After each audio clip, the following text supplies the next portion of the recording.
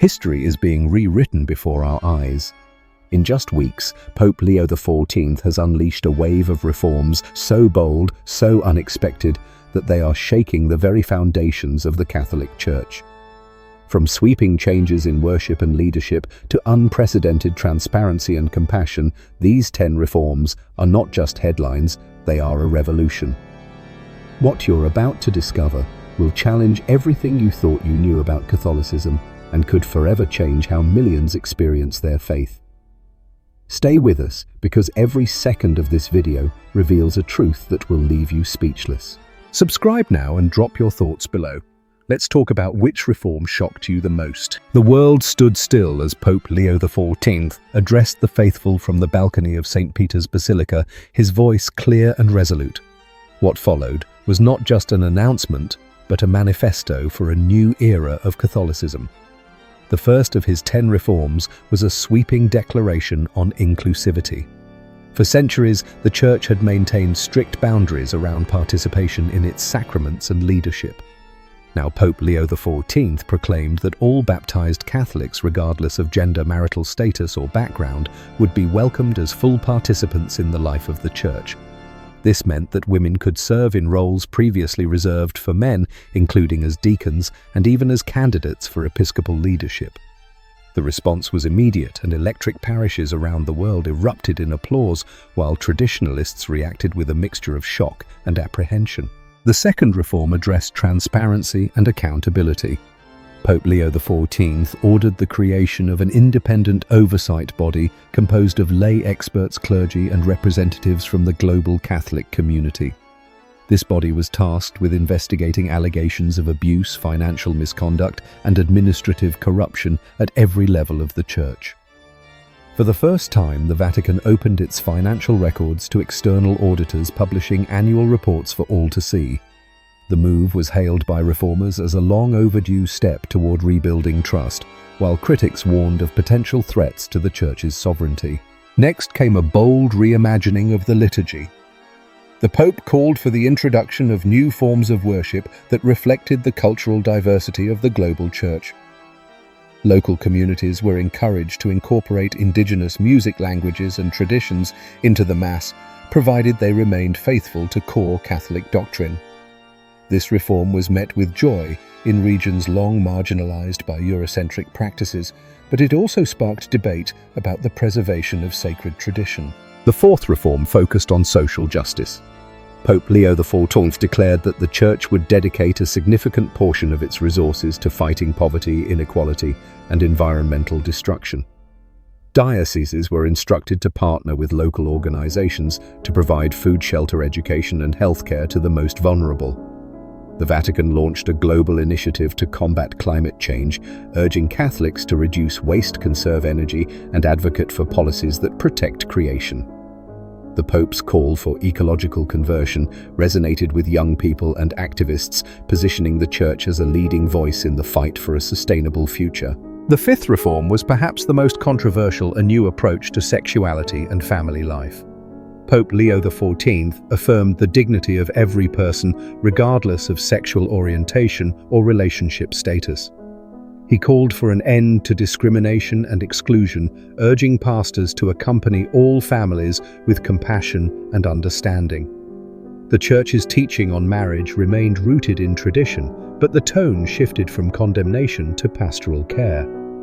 This reform ignited passionate discussion within Catholic communities, as some welcomed the message of mercy, while others feared a departure from long-held beliefs.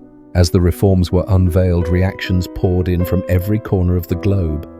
Supporters hailed Pope Leo XIV as a visionary leader, while opponents warned of division and confusion. The Pope, undeterred, insisted that these changes were not a break with tradition, but a return to the Gospel's call for justice, mercy, and inclusion. He reminded the faithful that the Church had always evolved in response to the needs of the world, and that the Holy Spirit continued to guide its journey. The sixth reform sent further ripples through the Catholic world: the democratization of church governance. Pope Leo XIV decreed that lay people would have a direct voice in the selection of bishops and key diocesan leaders. For the first time, local congregations were invited to nominate candidates and participate in open consultations. This move was designed to break the centuries-old hierarchy that had often left ordinary Catholics feeling disconnected from decision-making. In dioceses from Manila to Munich, faithful gathered for spirited assemblies, debating the merits of potential leaders and celebrating a new sense of ownership in their spiritual communities. The Seventh Reform addressed the role of women in the Church with unprecedented clarity. Not only were women now eligible for the diaconate, but Pope Leo XIV also announced the formation of a commission to study the historical and theological basis for ordaining women as priests.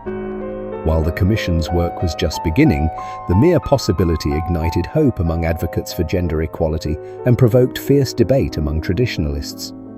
The Pope emphasized that the Church must listen to the voices of women both past and present and discern their place in the future of ministry.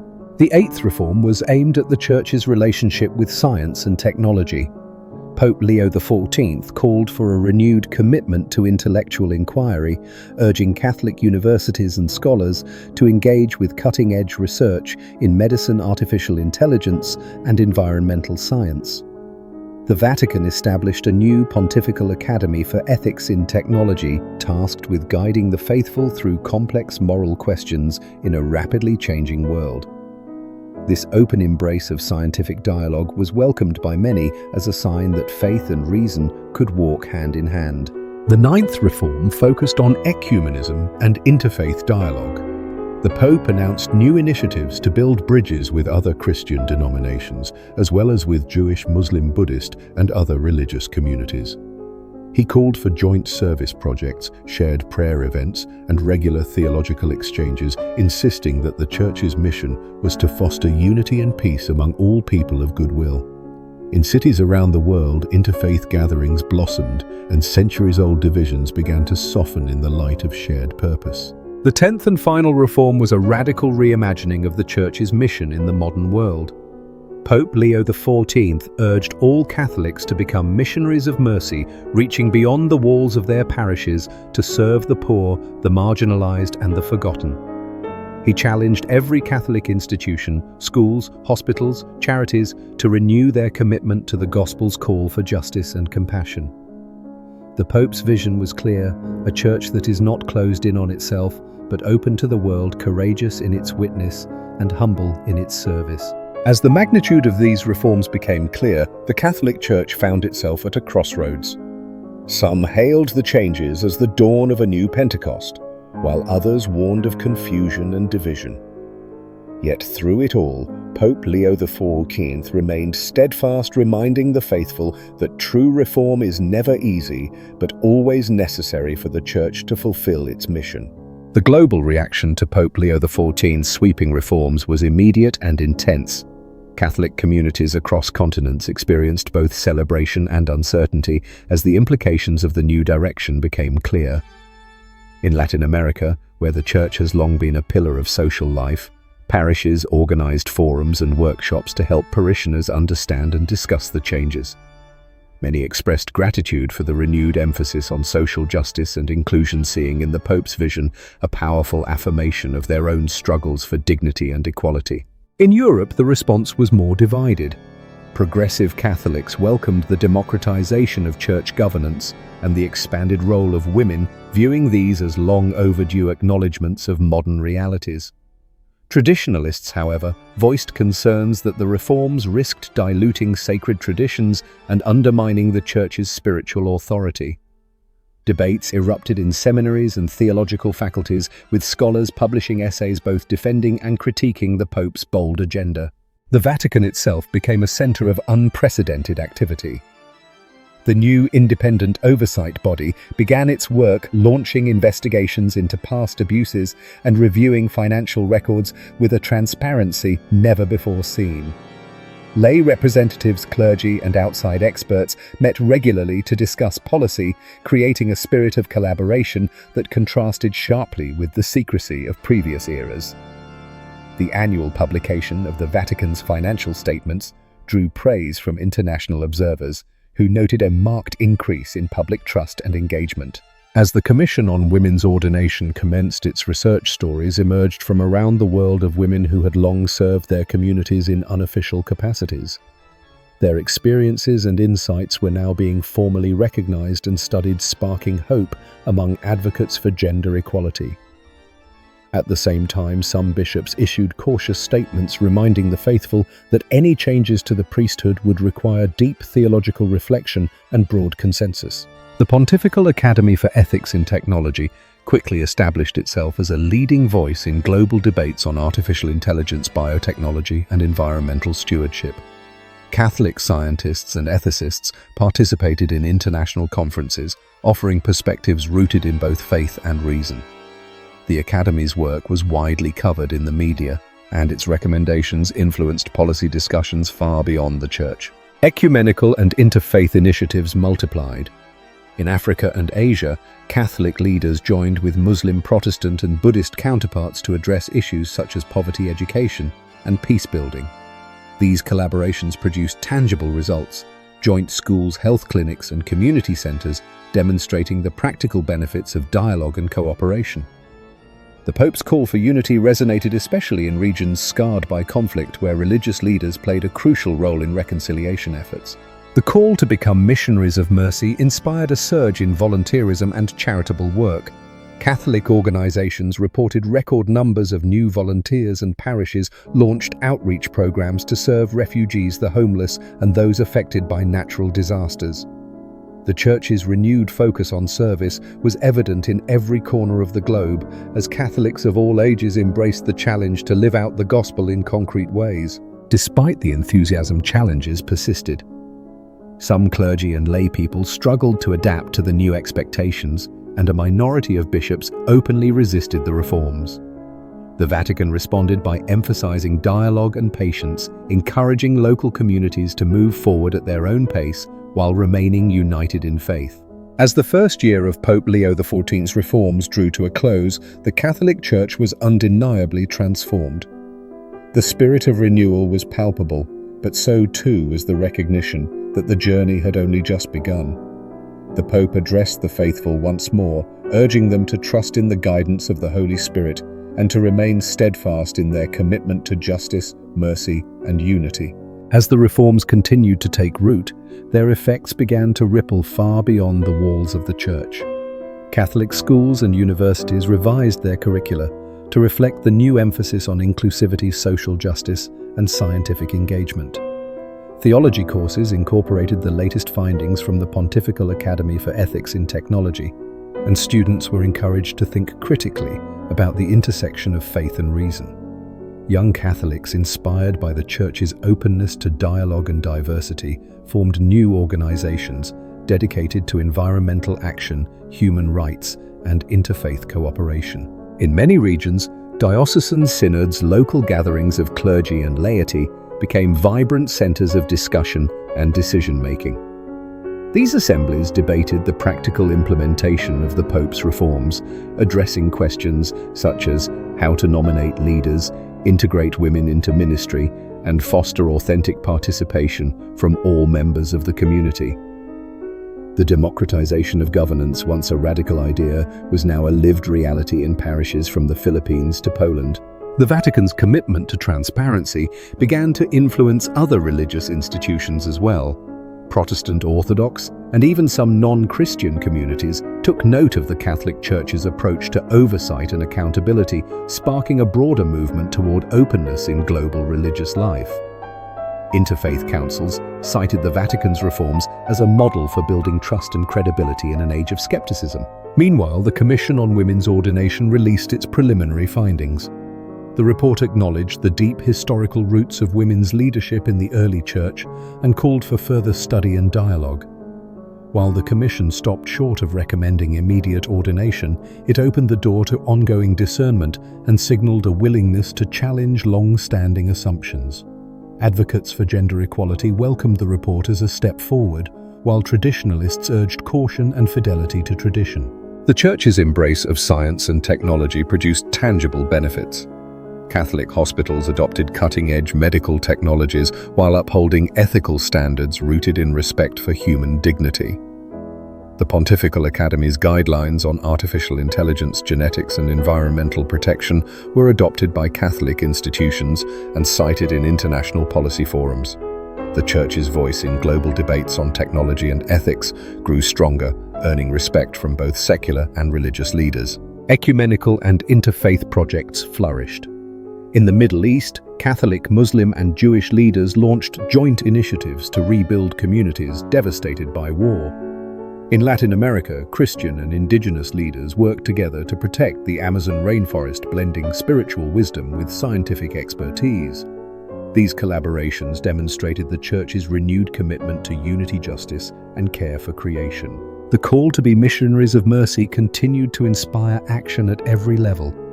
Catholic charities expanded their outreach, partnering with secular organizations to serve migrants, victims of violence, and those living in extreme poverty. Stories of transformation poured in a parish in India that built a school for girls, a youth group in Nigeria that planted thousands of trees, a hospital in Brazil that offered free care to the uninsured. The Pope's vision of a church open to the world was becoming a reality, one act of mercy at a time. Yet the path was not without obstacles. Some dioceses struggled with resistance from entrenched interests, and a few conservative bishops openly challenged the reforms. The Vatican responded with a steady hand, emphasizing the importance of unity and dialogue. Pope Leo XIV continued to meet with critics, listening to their concerns, while reaffirming his commitment to the Gospel's call for renewal. As the reforms entered their second year, the Catholic Church stood at a crossroads. The spirit of hope and possibility was stronger than ever, but so too were the challenges of building consensus and sustaining momentum. Pope Leo XIV reminded the faithful that true transformation requires patience, courage, and above all, faith in the enduring power of God's love. Part 5.5. The second anniversary of Pope Leo XIV's reforms arrived with a sense of anticipation and reflection across the Catholic world. Parishes, schools, and dioceses marked the occasion with special liturgies, community service projects, and open forums where the faithful could share their experiences and hopes for the future. The atmosphere was one of both celebration and sober recognition of the work that remained. The Vatican reported measurable progress on multiple fronts. Cases of abuse and financial misconduct had dropped significantly thanks to the independent oversight body and the culture of transparency it fostered. Lay participation in church governance had become routine, with local assemblies and synods now seen as vital expressions of the Church's life. Women's voices were more prominent than ever, not only in ministry, but also in theological scholarship, education, and leadership at every level. The Commission on Women's Ordination released a second, more detailed report. While it acknowledged ongoing theological debate, it also highlighted the positive impact of women serving as deacons and in other leadership roles. The report called for continued discernment and dialogue, but many observers saw it as a clear step toward eventual ordination. The global conversation about gender equality in the Church had moved from the margins to the mainstream. The Pontifical Academy for Ethics in Technology published a landmark set of guidelines on artificial intelligence, biotechnology, and environmental stewardship. These principles were adopted by Catholic institutions worldwide and cited by international organizations as a model for ethical engagement with emerging technologies. The Church's leadership in these areas enhanced its credibility and influence in global debates about the future of humanity. Ecumenical and interfaith cooperation reached new heights. Joint service projects, peace initiatives, and educational exchanges became common in cities and villages alike. The Church's commitment to unity and dialogue was evident not only in official declarations, but in the daily lives of millions of Catholics working alongside their neighbors of different faiths. The Missionaries of Mercy movement became a defining feature of Catholic identity in the era of Pope Leo XIV. Stories of compassion and solidarity multiplied parishes opening shelters for refugees, schools offering scholarships to marginalized youth, and hospitals providing care regardless of ability to pay. The Church's renewed focus on service and justice inspired countless individuals to live out the gospel in practical, transformative ways. Pope Leo XIV continued to lead with humility and vision. He traveled to regions affected by conflict, poverty, and disaster, meeting with victims and frontline workers. His homilies and public addresses emphasized the need for courage, hope, and perseverance. The Church must always be a sign of hope, he told a gathering in Nairobi. Our mission is to heal, to reconcile, and to build bridges where others see only walls. Resistance to the reforms did not disappear, but it softened as their fruits became evident. Even some of the Pope's early critics acknowledged the renewal and vitality spreading through Catholic communities. The Vatican's approach of dialogue, patience, and unwavering commitment to the Gospel's core values helped to maintain unity in the midst of change. As the Church looked to the future, the legacy of Pope Leo XIV's 10 shocking reforms was clear. He had not only changed policies and structures, but had awakened a new spirit of participation, compassion, and openness. The Catholic Church, once seen by many as unchanging and distant, had become a global force for justice, mercy, and hope. The story of these reforms continued to unfold, written in the lives of millions who found new purpose and belonging in a church transformed. Pope Leo XIV's legacy was not simply one of change, but of faith in the possibility of renewal, a faith that would guide the Church for generations to come.